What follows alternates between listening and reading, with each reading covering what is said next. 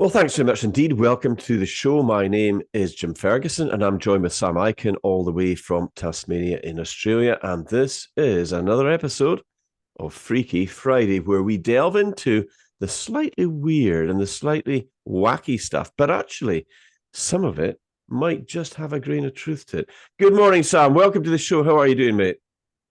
Wonderful. And ask yourself, maybe it sounds a little bit freaky, but how freaky? Like, is it uncanny freaky? Is it freaky because it's almost like it's true? These are the questions. Well, when I was a kid growing up, I used to like reading books, and I used to like reading tales and legends. And I mean, I got Mm. this book. It was about I was still in the Scottish Highlands at the time. It was about like all these legends, like the Loch Ness monster, right? But there's lots Yeah. of other things in Scottish folklore, legend, myth. And sometimes there's a little bit of kind of truth to some of it, like mermaids. I mean, a lot of people say that there really is something out there. And, I thought that we could maybe have a think about, just talking about some of the stuff that is topical, that's relevant. But, you're Yeah. right. Sometimes there's a grain of truth out there, isn't there? Well, I mean, this is the thing that I think a lot of people aren't trying to put pieces together. And I know that, I mean, you and I are we're using some of these more out there stories during these conversations to kind of link them. But at the same time, I think doing that. So for me, I don't mind doing things like listening to clairvoyants. I don't believe that they're in touch with the spiritual world or that they can, look at spirits or any of those kind of things that you see some of these big, these big evangelical like performers do when they go around and do big halls and they start talking to people's past relatives and all of that. What I like about that though is that when you speak to those people, they open your mind up to things that you hadn't thought of. So astrology, for example, absolute like it's absolute bollocks. And it's like they put things out that will probably relate to a lot of people. But if you start looking at your life through a different lens and from a different angle, I mean, things start to line up sometimes, which is why I don't, discourage it too much. And, people like to, give me tarot card readings and I love doing it. I love listening to what they say. I take it all like none of it is written down as this is what my fate is going to be for the year. But I like to look at what might be.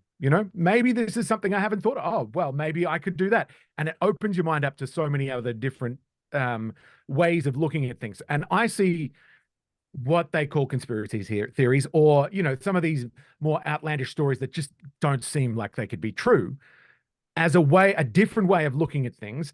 And perhaps if you look at it from that angle, some things might start to make sense. Am I onto Well, something?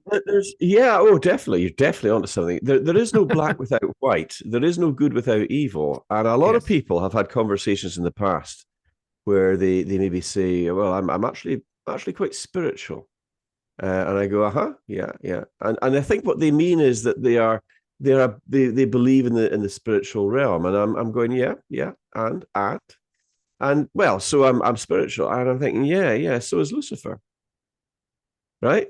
So Yeah. actually, there is a danger. There is a danger. I used to have a big interest in a lot of that stuff, and didn't practice it, but I read a lot about it. And I must admit that in business, astrology actually plays a bigger role than people realize, because there are a lot of people that will recruit based on your astrological star signs and rising signs and place of birth and time of birth. These things, the reason they do it. Now, I can't explain exactly how or why this works, but there does seem to be. I'm not a believer in this sort of, you open up the Sun in the morning or the Telegraph or whatever, and you go to the stars page, and you've got about four lines of today you will meet, or Yes. today you will be in a great mood and you will have a great business opportunity. That's crap, right? But Yeah. there is what is uncannily accurate about astrology, seen as you mentioned it, Yeah. and that is character analysis.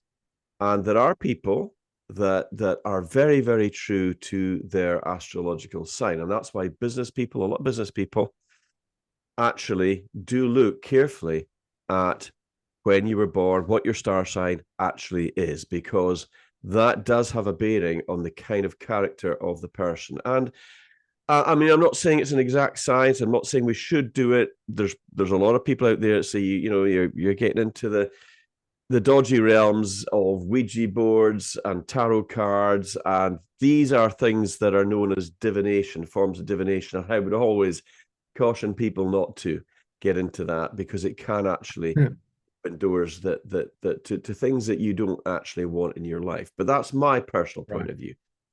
But there is something to it, and I think sometimes it's not a bad thing to talk about it, because at the end of the day, if somebody's listening to this and they were maybe thinking about it and they're interested, well, here we go. This is what's on our thinking list. And one of those things, I don't know if you've ever seen it. I'm interested in exploring all sorts of things, but have you ever seen a film called Kingsman? I don't think I have. I've seen movies called The Kingsmen. Is this the one from 2021 with Ray Fiennes? No, actually, I think that was the third one. I think they had 3 films. I'm talking about the very first one, and I think basically, no, I have not seen it. You haven't seen. I would recommend you watch that. And the reason for it is I watched it. I mean, it was a great film. Basically, I'm not going to spoil it for anybody, but I'll give you enough to sort of give you an idea of what it's about. So this young lad, well, actually, before that, this young lad's father is in special forces. He gets killed in a place like Iraq or Afghanistan. We're never really sure exactly what it is. His father basically jumps on top of a grenade. They capture this terrorist, but the terrorist actually has a grenade in his hand. They don't realize it. And they're interrogating him in this room. And he suddenly realizes, he flips the pin and he's going to blow them all up. There's probably about 8 or 9 special forces guys in there. This young boy's father, who goes on to be the sort of lead character, his father jumps on this grenade, as can happen with these guys, to protect and save everybody else. He gets killed. Amazing. But he saves the team, right?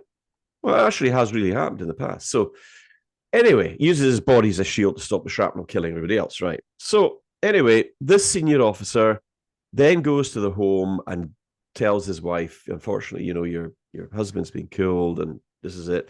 And he's got this young son there. He's about 4, maybe 5 or 6, maybe. And he puts this necklace around the boy's neck, or he hands it to him, And on the back of this necklace, there's a number. And that's it. And then it switches, many, many years later, the lad's about, I don't know, maybe 20 or whatever he is. And his mum's gotten involved in the wrong people, and he's grown up in a pretty rough place. And he's kind of getting himself into trouble with the law, and he steals a car, and he gets caught with the police, and he's in the police station, and he's getting interrogated. And this copper goes out to make a phone call or something, and he suddenly remembers he's got this necklace, and there's this number, this telephone number, and he's been told to give a certain phrase when he phones this number. I can't remember what it was. It's like, Oxford's not brogues, I think was the actual phrase. Right. So he wants his right. He phones up this number, and this person says, "Hello, can I help you?" And he goes, "Yeah. I'm Suggsy, or whatever his name was, and I'm in trouble, and I'm in the police station." She says, "Oh, I'm sorry. I think you got the wrong number." He goes, "Oxford's not brogues." She says, "Thank you for your call. Your call has been noted," and hangs up. And he goes, "Oh, that was no use. What was that all about?" The next thing, this copper who's out having a smoke outside the police station gets this phone call. "You got to release this boy." What? The boy gets released. On the outside is the guy who was with his father and when he was killed, and who presented his mother with this medallion. And he starts talking to him. Anyway, that's the sort of intro into the story. The big story is, and I hope I'm not spoiling it too much for everybody, but no, I've got to go and find it now. I'm looking it up. The Kingsman, the Kingsman. You've got to, because here's why it's so relevant. The upshot is, there is an evil genius. He's a billionaire. He's a really thoroughly horrible guy, and he wants to depopulate the planet. Where have we heard that before? I don't think his name was Bill Gates, but hey, you know what? It could have been. This guy decides to give these free SIM cards out to the entire planet. What a great guy, right? doesn't charge. Hey, you have this free SIM card, free calls, free texts. I mean, who wouldn't want that, right? Except that actually there is a plan that when the switch is flicked, a certain frequency will be transmitted worldwide. And what these horrible billionaire people have done is they've got government leaders, prime ministers, they've got princes and members of royal families and all sorts of people to go along with the plan. And they're going to be exempt from this switch.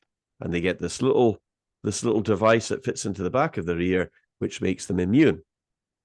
It also makes them easy to kill if this billionaire doesn't like them or if they fall out of line. He just goes boom and their heads explode, right? Now I know this sounds crazy, right? This is why this is Freaky Friday. Remember, this is Freaky Friday, right? I've got to see this. Yeah. But here's the thing. A lot of people have said, and I thought it at the time, because I watched the film, didn't think too much of it. And then along comes COVID-19, the pandemic and the lockdown. And then there's all these stories. I mean, I don't know if you saw them. I certainly saw them. That they're, what's in the vaccines? Well, we don't know. Well, it's graphene oxide. Is there? What does graphene oxide do? Well, it reacts to 5G technology. Really? Wow, that's interesting. So that means if you've got something in you that's got containing graphene oxide and you get too near a 5G mast, does that affect you then? Well, there are people out there that say it does. So I thought about that, and I made that thought to Back to the Kingsman, and I'm thinking, did somebody watch that film and think, do you know what, that's a really good idea. If only we could get something to everybody on the planet, we flip a switch, Bob's your uncle, overpopulation of the planet solved. What do you think of that? Wow. Yeah. Guys, stop giving him ideas with these awesome plot lines for movies. But it also reminds me a lot of, there was a series called Utopia, which came out with John Cusack, who played this Bill Gates-like character.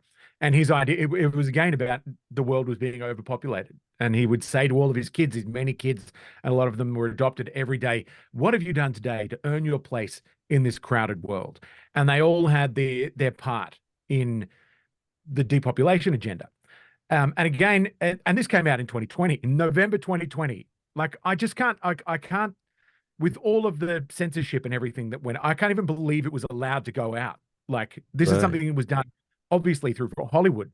But these stories about depopulation, I think we've seen, like the storyline you were just describing in Kingsman, where people were lining up to get this free technology. We've seen that happening in some countries where people are lining up to give scans of their eyeballs and biological data and all of that to get a hold of some crypto coin or some digital currency. Right. And I think when you look at, I mean, we love to say Bill Gates. Obviously, Bill Gates is somebody who is in it for himself and has no scruples, will happily do unconscionable things to earn himself a buck. I think there's no doubt about that. But well, let's face it. I mean, anybody that hangs out with Jeffrey Epstein on Epstein Island for as long as he did, it's kind of questionable, isn't he? Well, that's right. And even if he's not doing it for himself, anyone who's been to Epstein Island, you could just assume is doing stuff for someone else. There's the blackmail involved in that. And this was just, I mean, Epstein Island was just one thing. There are plenty of people who will tell you that there are operations like what Jeffrey Epstein was running that are still up and running all over the place. So and again, I'm certainly not somebody who's done a lot of investigation into that, but the fact is there are a lot of people who are very powerful, who have got a lot of power, who are either doing things that are for themselves or they're being controlled by these other people.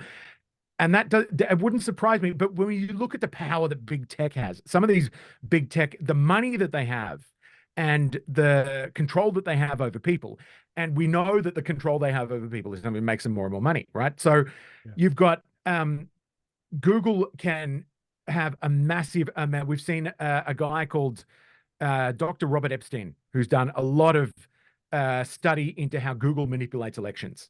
And they just do. There's no doubt. They can do little things like send, don't forget to vote reminders to 100% of Democrats, but they only send it to 40% of Republicans. This is in America, for example. In the UK, it might be, the different parties that you have over there. But just that act is enough to is enough to flip seats. It's enough to change elections. And when you think of that, how simple that is, and then the technology that they also have control over to make people, I mean, that could be even more persuasive in having people do things one way or the other.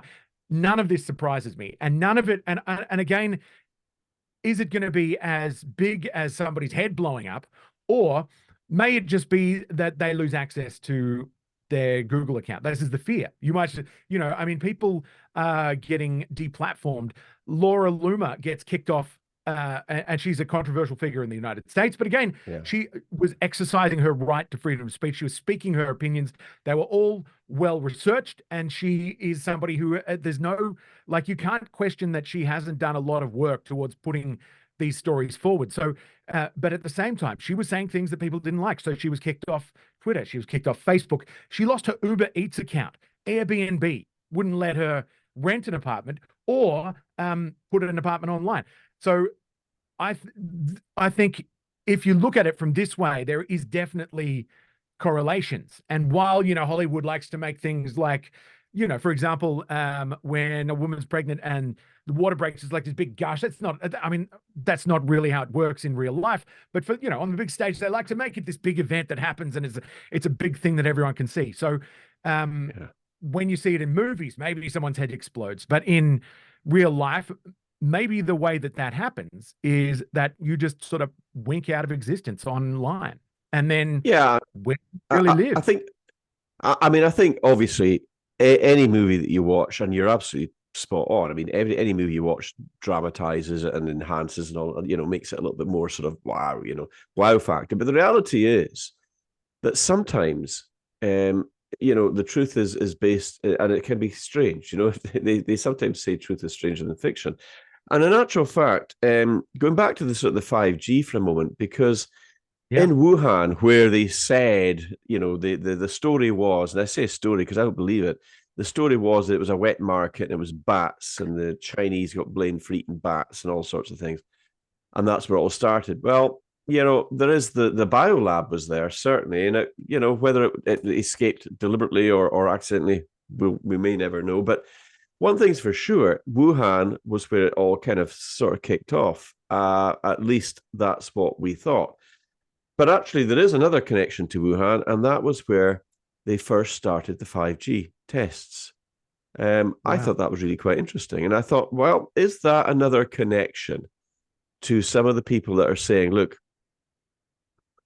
when these vaccines were sent out, like all vaccines, they have a large sheet. I mean, this is a large sheet of paper that unfolds and unwraps, and it's a big thing. It's like almost like a bed sheet, right?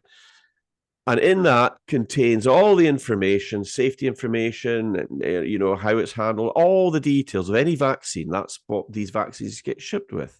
And it contains all the information and all the ingredients in those vaccines. Now, all the COVID vaccines for Pfizer and Moderna and AstraZeneca, they all shipped with these big sheets of paper, except that these big sheets of paper were completely blank. There was nothing on them. So what was the point of shipping them with this big piece of paper? I mean, it was bizarre. Not one iota of information as to what those vaccines actually contained. And I remember fairly early on, I can't remember exactly when it was, but I think it was a Spanish laboratory, came out and said, look, we've been looking at the contents of these vaccines, and there's graphene oxide contained in them. Now, graphene oxide is a highly poisonous substance. You would not want that in your bloodstream. So why would that be in it? Well, once again, it does react, or it appears to react, to 5G and 4G microwave radiation. It gets excited by it, and it causes it to sort of, change in terms of its structure. And if that is the case, then you think, right, okay, what's going on with the 5G? Well, there is a huge push to get 5G out there. There are 5G towers going up quite literally everywhere you look. all around the planet. So once again, I'm thinking, okay, does this tie back in to the 5G and the graphene oxide and the fact that they wanted to get a needle into so many people's arms? Does this tie into that kind of analogy with the Kingsman film, where there's this evil guy who wants to depopulate the world and he flicks a switch? They've even got this countdown timer and they're all having a party. They're all going to have this big party, fireworks and all this sort of stuff going on, just when they flick the switch. And of course, that's going to drive people insane and they get really violent and they attack each other and they kill each other. Well, that's how it was portrayed in the movie. But what if, Sam, what if there is a grain of truth to this? Somebody saw that film, for example, and thought, you know what? That's doable. We have the technology to make something like that actually work. But how do we, instead of a SIM card for people's phones, they actually put the technology into human beings.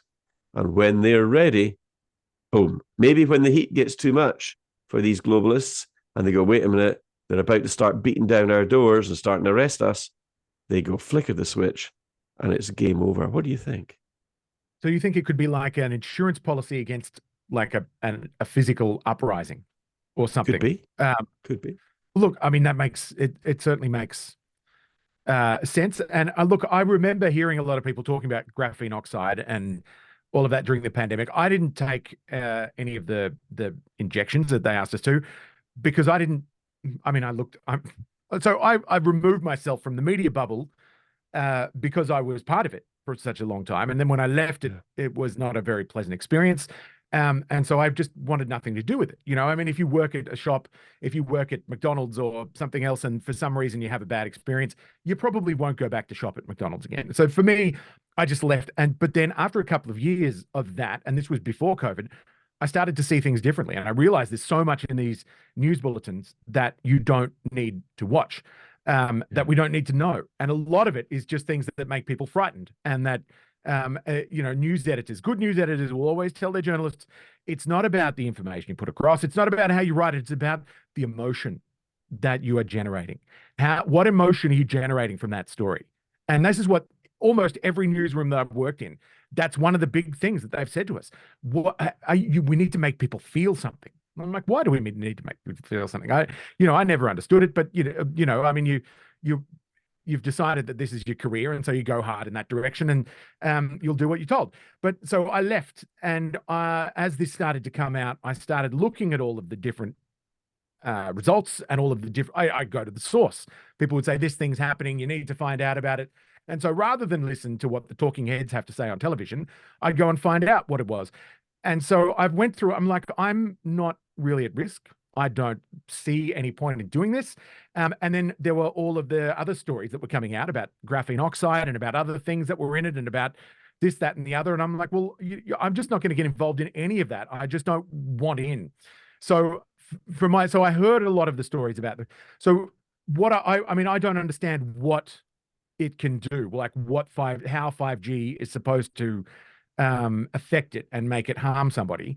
But at the same time, we have seen unconscionable things done to people, the population over the last little while. And so that said, I'm not, I would listen intently to any kind of well-reasoned argument about that. And I certainly don't see that there is well, look, I've got a lot of friends who are still in the bubble, and the way they speak is insane. They are just, they'll just repeat lines that make no sense to them or to anyone else. I shared something on Twitter, and a friend of mine who's a really good guy, who I love him to bits, and I'll happily sit down and have a beer with him anytime. But he posted up this thing going, and the AstraZeneca, the vaccine was taken off the market. And he's like, well, and it saved millions of lives. Bravo, scientists, bravo. I'm like, what are you talking about? Who are you? Like, what's wrong with that? You've just suddenly gone into some little character. Somehow your mind has just been possessed, and you start saying these rubbish little lines that make no sense to anyone. So I don't know. I don't know what the end game is, or what the plan is, or what, or even if there is one. But I would like to find out. This is what I'm looking for, and this is why I love following the work that you do, Jim, as well, because you are digging, you're getting in there, you're finding out things, and this is what a lot of people are afraid to do. And I wonder why. Are you afraid that perhaps you've done something that will leave you susceptible to this? Maybe you're questioning your judgment. Maybe you're questioning your opinion making, your decision making skills now. And is that why people react so angrily to these sort of things? So yeah, anyway, but look, I would love to hear more about how you think that could happen. But again, maybe this is something that I can look up myself whenever. But the point is, I think you've got a lot of people who are so critical, also very well-educated people who are have done a lot of thinking and put a lot of time and effort into coming up with criticisms of how COVID was rolled out and some of the horrible things that were done. But at the same time, that's it. They just leave it at that. It was done terribly. But why? Why was it done like that? Why was it done exactly the same across the country? Why were the countries that resisted that, why are they kind of doing a bit better now? What is the, what is the difference? And then people will come out, of course, with all of these papers, which if you look at where they're funded, honestly, just look at who's paying for the studies before you start sending them to me and saying, oh, look how good it is, though. It was wrong. And the countries that didn't do this, they're the ones that are suffering. I'm sorry, but none of that's right. Anyway, Jim, sorry, very long answer, but yes, of course, like I think there absolutely could be some sinister stuff going on, and looking at it through the lens of some of these stories that we've seen through Hollywood and through other television productions and things like, and even sci-fi storytellers. I love reading sci-fi because those people tend to really dig into how things could be done as well. I think there's something in that for all of us. I love science fiction. I used to read a lot of science. Ray Bradbury, I used to read a lot of stuff, and I'm reminded actually over here in the UK, there's some sort of fairly kind of been breaking over the last few days. There's some TV doctors who they come on and they're smiling on the camera, and they're sitting and they're giving all this health advice. I know the one talking. Yeah. Yeah. Oh, yeah. The COVID vaccines, they're safe and effective. 100%. You've got to get this will stop you getting COVID. Oh, yeah. 100% safe. Turns out they were all getting paid to say it, weren't they? They were getting paid by AstraZeneca. They were getting paid by Pfizer. They were getting paid by Moderna. How many members of parliament were also getting paid to stand up in parliament and say safe and effective? Richie Sunak, maybe? Well, we know that he had $500 million invested in Moderna. He's been making a fortune off the back of the rollout of the vaccines. So, yeah, we've got to question the narrative. But I wondered, actually, Sam, if there was something even more slightly darker or sinister going on. Last time we were on Freaky Friday, we talked about the fact that the Pentagon had come out and said, we have craft not made in this world. Now, I like to read the comments. There was a lot of people saying, hey, love you guys talking about this because nobody else is. And by the way, just to pick up on a point that you made, people that watch these programs, they are super smart, right?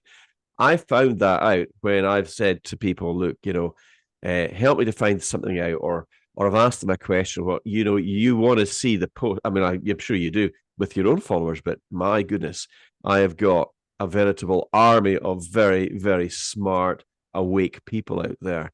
And from time to time, I'll ask them for their help, and they will help me. My goodness, they will help. They'll go out their way to post content or links to things and explain things if I don't quite know the answer to something. They're really, really good.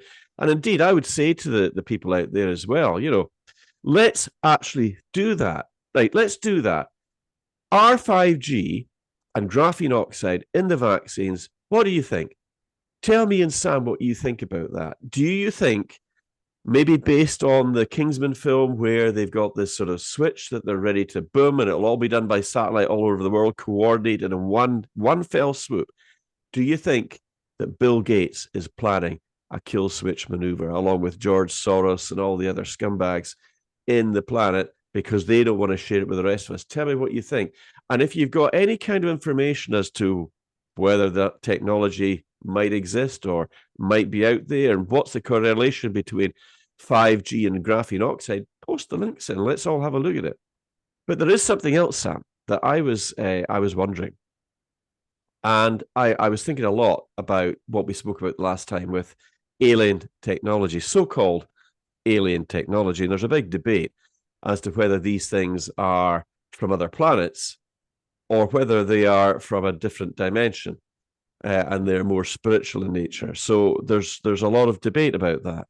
But whatever there is something out there. There is something out there, and it's not easily explained. I wonder if there is something connected to that. And in fact, that whatever is going into these vaccines, if you like, might have some kind of way of controlling people. Because you described your friend, who's a good guy, a normal kind of guy, and yet just something popped in his mind, and he's coming out with the narrative, the big pharma narrative. Could it be that people like Yuval Harari and Klaus Schwab of the World Economic Forum, when they have these little presentations on stage and they're saying things like, we do not have to have the elections anymore because we already know what you're going to think. Eh? Here, have some crickets. Have some crickets. Nom, nom, nom, nom, nom. Yeah, I'll pass on the How crickets. do they know that? Pass the crickets. How do they know that, right? How do they know what you're thinking? Or is it that they're going to tell you what they want you to think? I mean, your friend is a case in point. You said it's almost like they're possessed with something. Well, are we talking about technology that's so advanced that it could do that? Look, I'm sure there's technology that's so advanced we have no idea, that hasn't been released to the public, or hasn't been spoken about publicly because of the control or the power that it has, and they'd rather us not know that they have that power. Like, I feel like that's a pretty simple, basic thing that you see from the intelligence community. Like the idea that they wouldn't tell people what their plan is. Why would anybody not believe that? Like, why is that so hard for people to believe? I have no doubt that there's things like that going on. If they have mind reading capabilities that are so advanced that we're not going to be able to have elections anymore, they'll just say, okay, everybody think who you're voting for. Ready, in 3, 2, 1, go. All right. Oh, it's me. I'm the new prime minister again. 5th term. Wow, how about that? Good for me.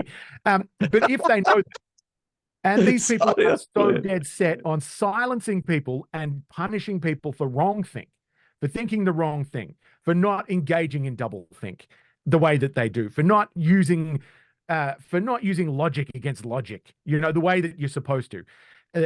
They are going to be able to find that out as well, right? Of course. So they're not going to have elections because they're going to have eliminated or, neutralized all of the people who think wrong, who don't think the way they do, who aren't going to vote for them, essentially, aren't doing the thing that they want them to do. We've seen Larry Fink from BlackRock. Now, this guy is an interesting character to look into, but also he's very well, he's obviously extremely independently wealthy, but also he's very tied up with a lot of other people. Maybe he's just doing the bidding of others. Who knows? But you've seen him talking about at BlackRock, we're forcing behaviors. There was that was the line that he said at the World Economic Forum a couple of years ago. At BlackRock, we're forcing behaviors. We're forcing people to do this. And that was talking about his ESG, that is the social credit score for companies that tick all of their environmental guidelines. And of course, the environmental guidelines don't just worry about environmental things. And we've seen that as well. They put things in, if a global organization wants something done, they can just say, well, you know what? It's for global warming, for climate change. If you don't believe that climate change is going to kill us all in 3 years, you're literally a murderer, and you should be in jail. And that's the way that they think. That's the way they want us to think. And I don't for a second think that a lot of those people who are pushing it believe it. I don't believe that John Kerry believes what he says when he flies around in his private jet and just spins all of the lines as though he's Al Gore, but the second coming. And it's like, I would like to, the other thing is, though, so if we flip it around, we've got a lot of very smart people who are able to reverse engineer or even just use those networks to use it against the people who've made it. So maybe there is a way for people like, you've got your Edward Snowdens and your Julian Assanges and Chelsea Manning, people who were happy to use their connections and their position inside those organizations to tell people what's going on. I can't see that won't happen as well. So they're creating these monsters, and those monsters are going to turn against them. I don't think there's any doubt. So their hold on it at the moment is great, but then they're making things that are almost approaching sentience, and those things are going to have a mind of their own as well. There will come a day, I think, when this technology and the creation and the ability to wield this kind of power is something that a lot of people will perhaps regret, or regret that they didn't do it in a way that was more humane. And I think, you mentioned Yuval Noah Harari. If you listen to that guy hates humanity. Like he just wants people. He's a sociopath. I can't listen to anything he says without thinking, I just want to like raid that guy's home and see what he's got in his basement. Like, what's going on? You might regret that. You might not want to see what's in his basement. It's true. But you said something that really reminded me of something there, because you talked about mind reading, right? And I'm a fan of gadgets and boys' toys and new tech and all that stuff. I have a big interest in it. And I happened to be playing around with some VR headset about a couple of years ago. And it's fun, it's good fun. And but I happened to come across something on the internet which I thought was fake. It was actually, I think it might have been on Amazon or something. I was looking at it, I saw it pop up. I thought, nah, that can't be right. Not possibly. But it was. And what it was a little bit like a VR headset, except it went round the back of your head. It had these sort of two pads, and it kind of went round in a headset, round at the back of your head here. And what this actually enables you to do is to think where you want the mouse cursor to go. I don't know if you've seen this. And it actually works. It picks up the thoughts in your mind as to where the mouse cursor wants to go on the screen. So if you're playing some kind of racing game, for example, and you want the car to go left, or you want it to go right around a corner, or a plane, if you're playing some kind of a flight sim or something, you can think about it. You want to dive down and take a strafing run along some sort of, airfield, you can do that just by thinking about it. Now, you talked about Yuval Harari. He is, I agree with you, he is a really deeply sinister individual. But he also has talked about hackable humans. His words, not mine. Hackable humans. What would give you the ability to hack a human unless you put some kind of technology into them? What do you think of that? Well, look, something as simple as the mobile phone. We know that big tech companies listen to what you say and then use that to provide you marketing advice. Yeah. This is I understand that's something that's not a secret, right? That's something that happens. You'll be talking to somebody about something, and then suddenly you go and jump on Google and there's ads for it, right? This is and we know that it does listen to your voice. You can just say, "Hey Siri," and then Siri pops up and starts. Shh. See, I'm tied in. It just spoke to me. Like this is the thing, right? I'm in it. But we know that they do that. So why wouldn't they then, if they have the power to go in and read your thoughts to help you do this, that, and the other, why wouldn't they be gathering data that's going to in some way help them make more money down the track? Why wouldn't they be reading your mind? Why wouldn't they, if they can, if that's a possible thing, why wouldn't they be using every possibility that there is for this new technology, this little chip that they pull a bit of your skull out and stick it in? And we've seen there are people, and I think it's amazing technology for people who have got spinal injuries and who are unable to do things physically that most of us can, right? So that's great. And I 100% don't want this technology to go away. But at the same time, we know that it's in the hands of these big tech companies, and we know that their scruples are questionable, and that I've no doubt that they'll be reading your minds and doing this, that, and the other. And then if they can, just imprint a little bit of a thought here and there. you know, the whole idea of mind control, and I think mind control, where you think there's one big powerful mind that can think and we control, you know, by doing this, that, and the other. It's not. It's. I don't think that's how it's going to manifest in real life at all. But it will seem like mind control when you can see how they use these technologies. I mean, it already looks like that with your phones, and It does. I'm certainly one who would love to, and I'm trying, well, I'm not trying, but I am reducing the amount of time that I use on my phone, because like anyone, I'm so susceptible to just being addicted to looking at, you know, getting that little dopamine hit every time I pick it up, and I'll go, oh, the little red dot with a big Yeah. number in it. Let's go and see what it Yeah. is. And Yeah. you know, it's like winning the lottery. It's like hitting the buttons at the Oh yeah. casinos in the US, right? And those things, those places are just depressing. But now everywhere is as depressing as a pokey lounge. We call them pokies. I don't know what you call it, fruit machines, right? In the US, like you know, the rooms and they're awful places to be. They used to be full of smoke, but now they're full of like vape. Who knows? They Yeah. stink. They smell like people look like they've just been sitting there sweating and not doing anything. But now people look like that everywhere with their little phone. It's not a poker machine. It's a little phone, and I mean, I don't want to be that person. No, I mean, and one of the other things that, you know, we started talking off about the Kingsman and the films, you know, and sometimes Yeah. the sort of the connection to what's actually happening in the real world. And you just as you're talking about that, I was actually thought of another film called Minority Report with Tom Cruise, where Yeah. they they actually would identify, you know, crimes before they happened. Yeah. And could we be heading into that? So I mean, once again, it ties into almost like some form of transhumanism. If people, I mean, I hear what you're saying. I agree with you about the sort of the helping people that are maybe disabled to walk again or the blind to see again. Yeah, absolutely. I mean, who wouldn't want that, right? So Neuralink, yeah. I mean, not every billionaire is a bad guy. I don't think Elon Musk is a bad guy. I think he's actually a good guy. He says that we need more people in the world. That, in my book, makes him a good guy because all these evil buggers are saying we need to Yeah. depopulate the planet. So, yeah, I think he's all right. But I hear what you're saying.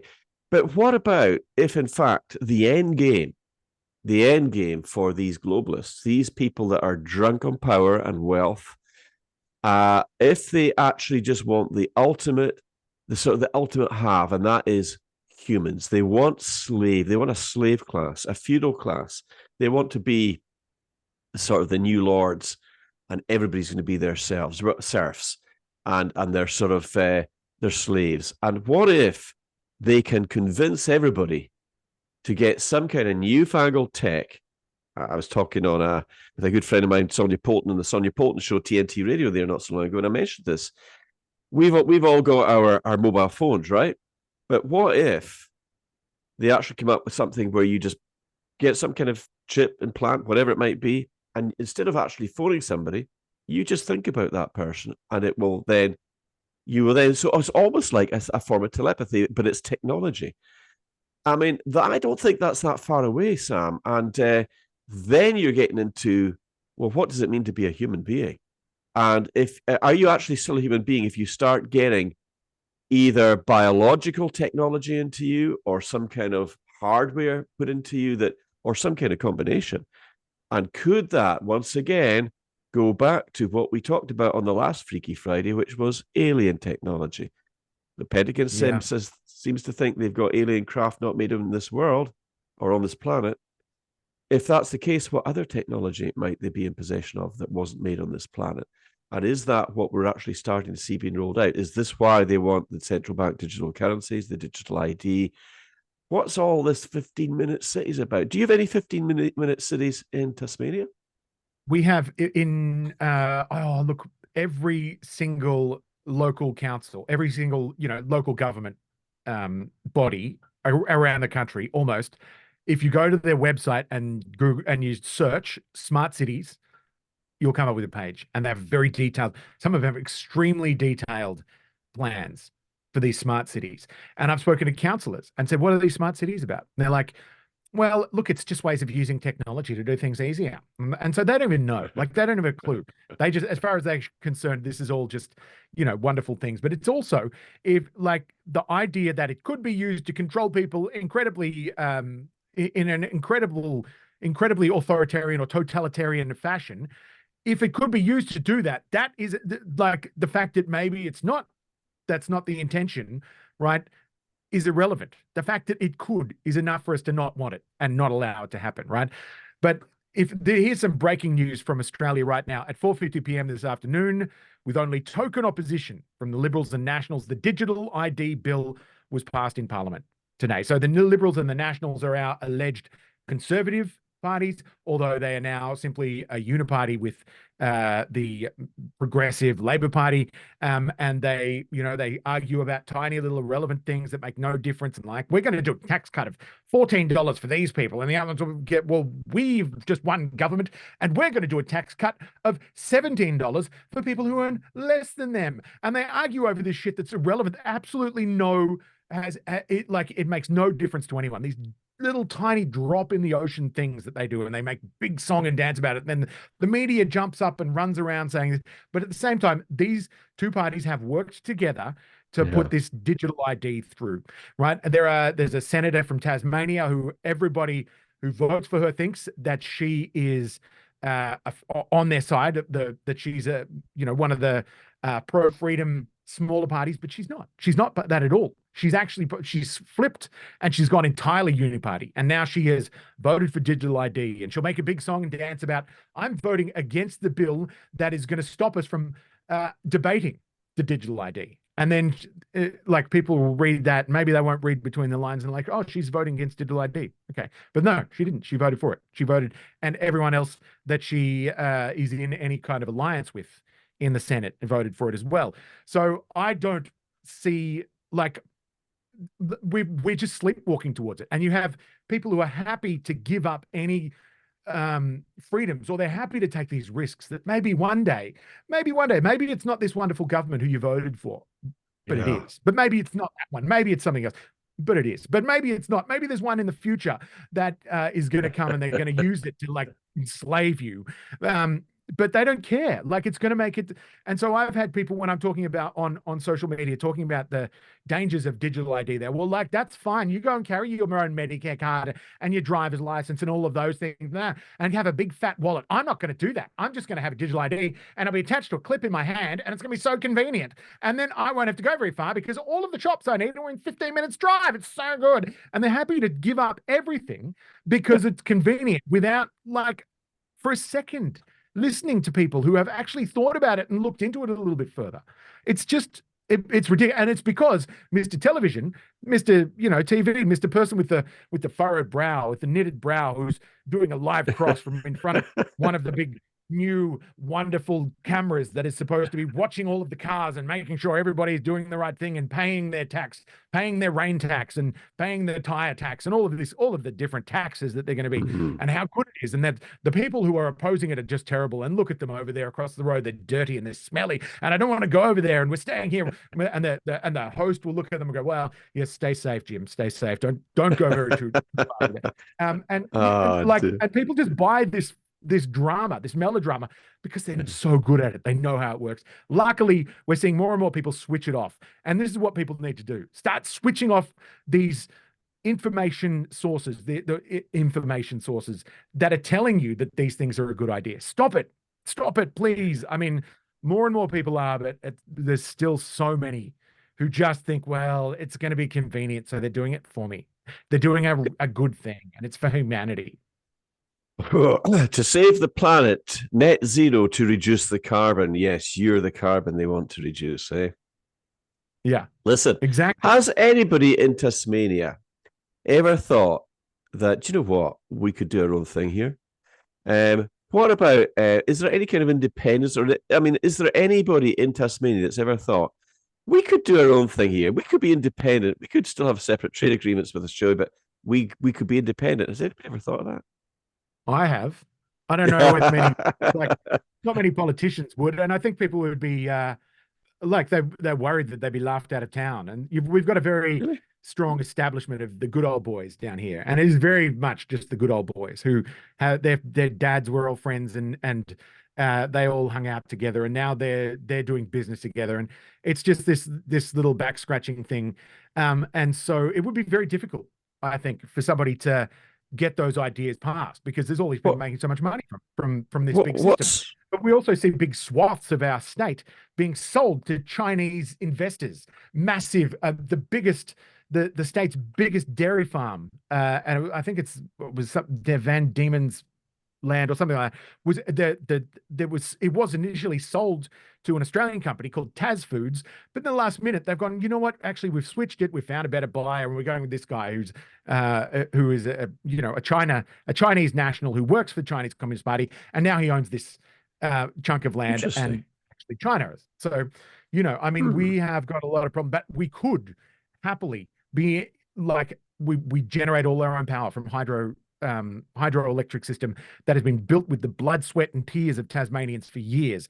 That's now something that the government owns. They take all that power and they sell it across the national electricity market, and we Tasmanians have to buy it back at a premium price. So all of these other states that have done terrible things with their power, who are in brownouts and blackouts all the time, we've got to compete with them and pay the prices that they pay because of this. So, there is definitely, I mean, Tasmania could, if we had a Tasmania first government or movement, yes, absolutely. And sorry, that's a little pet project of mine that I would happily rant about for much longer. We need to talk about that because I'm actually quite interested in that. And it's something that occurred to me a few times. I kept on forgetting to ask you about it. Because actually, the good old boy network, they get arrogant, they get lazy, they think they're always going to be in those positions, and then woof, they get blown down. And actually, maybe a new movement in Australia, in Tasmania, would be the thing. I mean, I appreciate we're coming up, sort of approaching the end of the segment here, so I won't get too much into that. But I think we maybe need to have a chat about that another time because I'm interested in that concept. I'd like to ask lots of questions about things like population and how many people are there and where's the demographics, all that sort of stuff, because that's always interesting to me. But just going back to what we were talking about this whole, it's all seems to be connected. And I don't know about you, Sam. I mean, I'm not particularly religious. When I say I'm not religious, I don't mean that I don't believe. I just mean that, to me, the term, I'm always kind of wary of the term religious or being labeled as being religious, because to me that's kind of like, you're super devout and you're very holy, and I'm not really. I'm quite normal, actually. I'm quite, I like a glass of wine, and I used to smoke a long time, things like that. So I mean, at the end of the day, I don't think I'm any great shakes as far as that's concerned, but I do believe that there are things going on that we might not always recognize or understand, especially in the unseen and spiritual realms. But do you think there is? Do you get a sense that there is an urgency? I mean, for example, I keep on hearing World Economic Forum Agenda 2030, United Nations Agenda 2030, 2030, 2030, 2030. What is it about 2030 that's got them in such a lather? And what about? And this is maybe something we'll carry into the next Freaky Friday, perhaps, because I don't know that we'll have the time to really answer this properly. But what is it? That's the next one. What is it about the year? Coming up next week. What is it about the year 2030 that seems to make them freak out? And they've got to have all these controls in place. Prison planet.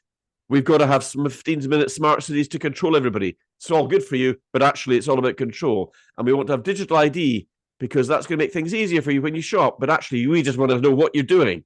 And we want to have central bank digital currencies because we think it'll be more convenient. But actually, it's so that we can switch off and turn you off and control you. And really, what is it? I mean, we're only 6 years away from 2030. It's like, I don't know about you, Sam, but I mean, it's like they're worried about something around the year 2030. And it's like, you imagine the sheriff of Nottingham, the Robin Hood story, right? Where you've got the evil sheriff and he's bad to all the people, and you've got Robin Hood that's fighting the resistance movement along with his merry men, and they're jumping in and out the woods, and they're taking from the rich and they're giving to the poor, right? It's a bit of an old legend here in the UK.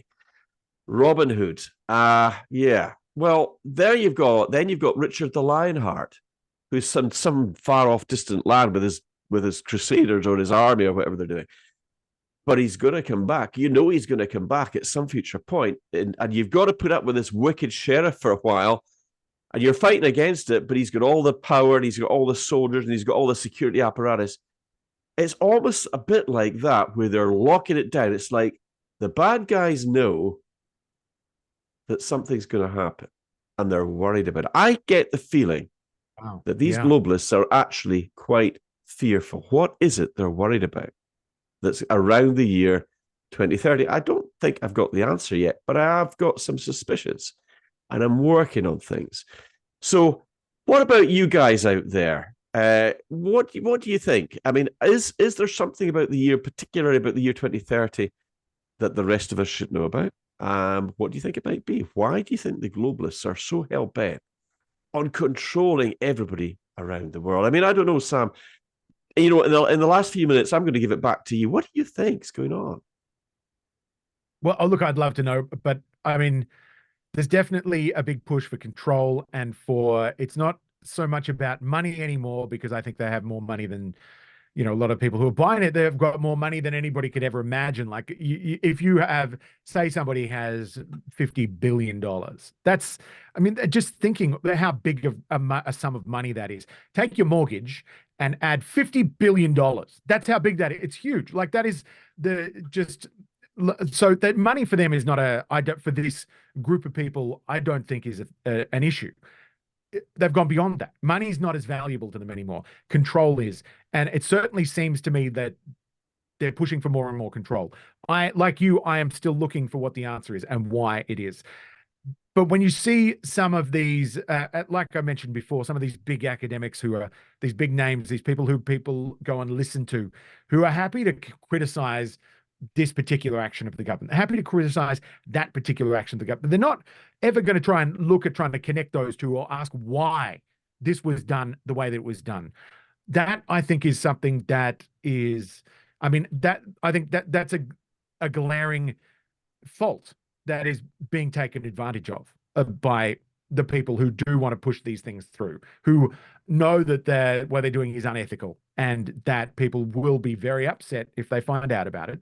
But look, yeah, I'm very keen to find out, and I would love to hear what people say in the show. Send us messages, shoot me. I think my DMs are open. Flick me a DM whenever you like, on X, that is. I'm pretty much, I don't really use much other social media, but yeah, I'd love to find out what other people think about it, why it is. But what we can see is that they're hungry for control. They're hungry to make sure that you do what they say, that they want to force your behaviors, right? Like Larry Fink has said. And why 2030? I'm still not sure about that either. It could just be an arbitrary number that they've decided this is when we need to have it all sort in place by. But at the same time, perhaps there's a little bit more fear behind it, and that maybe there is some kind of desperate need for them to push for that date. Maybe, and again, please send me links, send me your opinions or whatever it is. Sam Ikin, Sam_IKIN. That's my handle on Twitter. I want to hear what people say. Maybe Richard the Lionheart's coming back in a sort of metaphorical kind of way. I don't know, but you know something. Who is Richard the Lionheart? I don't know. He was the good guy.